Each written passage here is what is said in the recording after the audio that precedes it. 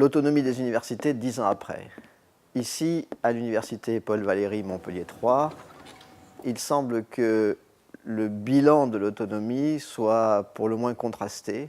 Dans le fond, on a un peu le sentiment que les pratiques de l'autonomie ont été beaucoup plus rapides que les changements de mentalité dans la communauté universitaire.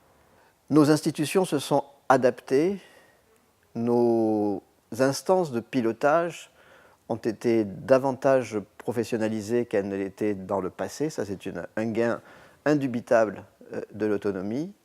Pour autant, on a quand même ce sentiment que la communauté universitaire, notamment les enseignants-chercheurs, n'a pas totalement adhéré au changement que l'autonomie induisait. L'autonomie est encore loin de faire sens auprès de beaucoup de nos collègues.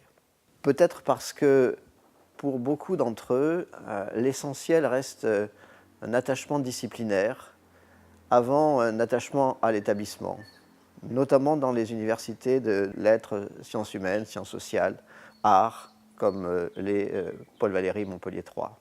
Il est vrai aussi que cette autonomie est souvent en trompe-l'œil, parce que l'État a délégué des charges sans que les moyens ne suivent.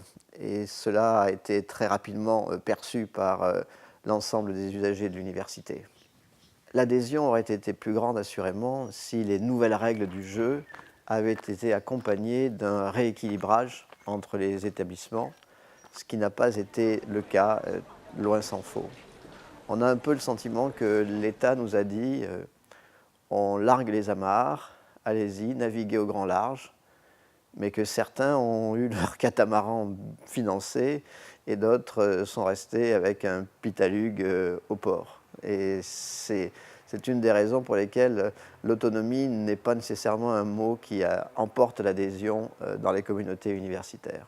Cependant, l'autonomie a aussi du bon, et en particulier, ça a obligé les universités à s'ouvrir davantage vers le monde extérieur pour faire savoir ce qu'elles faisaient, dire tout le bien qui s'y produisait et qui était souvent méconnu.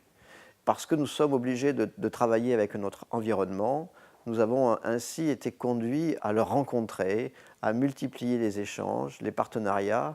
Et je crois que cette nécessité d'aller auprès de nos partenaires extérieurs, qu'ils soient publics ou privés, c'est aussi un des acquis du mouvement de l'autonomie des universités.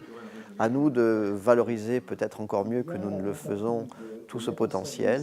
Le regard sur l'université a changé et on a pris conscience que quelque chose se passait dans l'enceinte un peu feutrée des établissements universitaires. De ce point de vue-là, les efforts sont à encourager et ils sont déjà très positifs.